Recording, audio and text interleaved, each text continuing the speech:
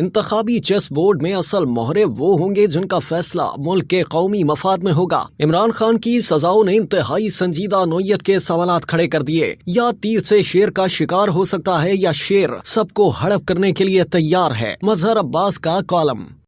मजहर अब्बास अपने कॉलम में लिखते हैं कि मुल्क में आम इंतखाबात होने जा रहे हैं, मगर हैरान कुन तौर पर जिस तेजी से साबिक वज़ीर आज़म इमरान खान को एक के बाद एक सजा दी जा रही है, इसने इंतहाई संजीदा नोयत के सवालात खड़े कर दिए हैं। ऐसा लगता है कि उनकी मुश्किलात में इजाफा होने जा रहा है। साइफर में 10 साल, तोशाखाना में उम्र कैद यानी 14 साल और इद्दत केस में 7 साल। सिर्फ वही नहीं, उनकी अहलिया बुशरा बीबी को भी तोशाखाना और इद्दत के मुकदमे में 7 सजा। अपील का हक बहरहाल उनके पास मौजूद है। अभी अलकादिर ट्रस्ट और 9 मई की तलवार लटक रही है। इस गैर मामूली पस मंजर में किस हद तक पीटीआई के नामजद करदा आजाद उम्मीदवार इलेक्शन जीत सकेंगे, इसका दारोमदार उस लापता वोटर पर है कि कितने फीसद वो कल पोलिंग स्टेशन तक पहुंचकर वोट देंगे। यही असल सियासी इम्तिहान है इनका। कल मुकाबला तीर, शेर और आजाद शहरियों के दरमियान है। क्या तीर से शेर का शिकार हो सकता है या शेर सबको हड़प करने के लिए तैयार है? और इस वक्त उनके मुहाफिजों ने शेर के शिकार पर पाबंदी लगा दी है, लिहाजा आने वाले मामलात बज़ाहिर शेर और मुहाफिजों में तय होने हैं। एक तल्ख माजी को सामने रखते हुए इस वक्त नजर यही आ रहा है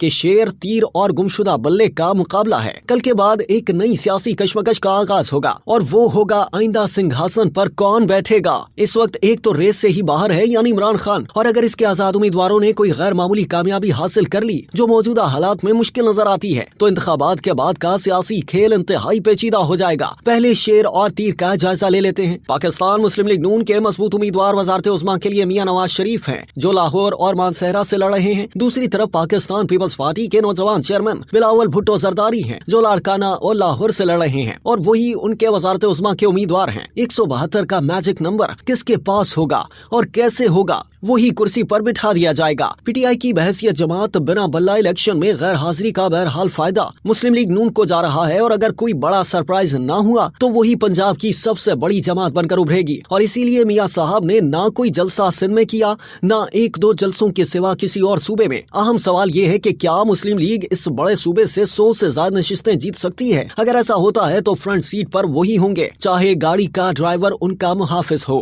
इसी तरह पीपीपी आसिफ अली जरदारी, बिलावल भुट्टो और आसिफा भुट्टो ज्यादा मुतहरिक सिंध में हैं। गो के बिलावल ने लाहौर की निशिस्त पर खासी मेहनत की है। क्या पीपीपी सिंध में 40 से ज्यादा सीटें ले पाएगी, बशमूल शहरी सिंध के? अगर ऐसा होता है तो फिर असल खेल आजाद और दीगर जमातों के हाथ होगा। वो किसके साथ जाते हैं, ऐसे में किस में कितना है दम वाला सिलसिला शुरू होगा। मुत्तहिदा कौमी मूवमेंट अगर 10 से 12 सीटें लेने में कामयाब हो जाती है कराची, हैदराबाद, मीरपुर खास और सक्खर में, तो ज्यादा इम्कान इसका है कि वो मुस्लिम लीग नून के साथ हुकूमत में शामिल हो। इस तरह JUI का भी ज्यादा झुकाव नून लीग की तरफ है, जबकि अगर जमात इस्लामी को कुछ सीटें पाकिस्तान भर से हासिल होती हैं तो वो गालिबन किसी हुकूमत का हिस्सा नहीं बनेगी। अलबत्ता कराची में लगता है कि कुदरत कुछ मेहरबान है जमात या हाफिज नईम पर। पिछले 2 दिन की बारिश ने उनकी इंतखाबी मुहिम को 4 चांद लगा दिए हैं। अब अगर फिर भी वो कामयाब ना हो पाए तो हम क्या कर सकते हैं? क्या बदकिस्मत शहर है कि जरा सी बारिश तेज हुई तो क्या KMC, क्या DHA, जहां पिछले 1.5 साल से अरबों रुपए का प्रोजेक्ट चल रहा है, नकासी आपका नतीजा सफर।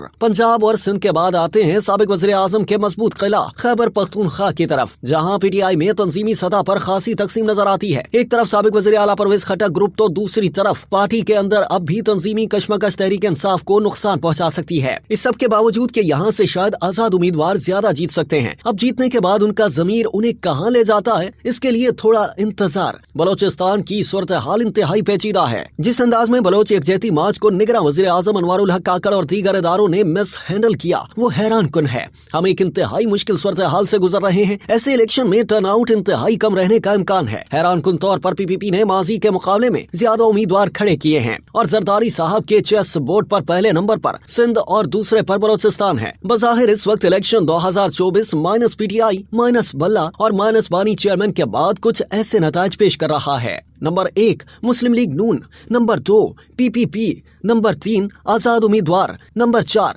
मुत्तहिदा कौमी मूवमेंट पाकिस्तान, नंबर 5 दीगर जमातें। 8 फरवरी के बाद की सियासी कशमकश में शरीफ बरादरान ज्यादा बेहतर पोजीशन में होंगे मरकज और पंजाब में हुकूमतें बनाने के लिए, जबकि आसिफ जरदारी साहब आजाद और दीगर जमातों बशमूल मुस्लिम लीग काफ, बलोचिस्तान नेशनल पार्टी और दीगर के साथ मिलकर शरीफों के लिए मुश्किल पैदा कर सकते हैं। एक और फैक्टर जो शायद इस बार भी पंजाब और कराची में अहम हो, वो तहरीक लब्बैक पाकिस्तान है। सीट्स जीतने के हवाले से उन्हें अब तक खातिर खा कामयाबी नहीं मिल सकी, मगर हर निशिस्त पर वो 5,000 से लेकर 25-30 हजार तक वोट ले जाने की सलाहियत रखते हैं। कराची में उनका वोट MQM पाकिस्तान के लिए मुश्किलात पैदा कर सकता है। 2018 में उन्होंने पंजाब में मुस्लिम लीग नून को नुकसान पहुंचाया। इस बार देखते हैं कि किसका नुकसान ज्यादा होता है। रह गई बात PTI के अंदर से निकलने वाले जहांगीर खान तरीन की इस्तेहकाम पाकिस्तान पार्टी की, तो जो लोग अपनी निशिस्तें जीत सके उनका इल्हाक मुस्लिम लीग नून से होने का इम्कान है। इस मुमकिन इंतखाबी चेस बोर्ड में असल मोहरे वो होंगे जिनका फैसला बहरहाल मुल्क के कौमी मफाद में होगा, और ये मफाद कबूलियत की बुनियाद पर होता है। इसलिए मुझे हमेशा इलेक्शन ना जाने क्यों सिलेक्शन ही नजर आता है।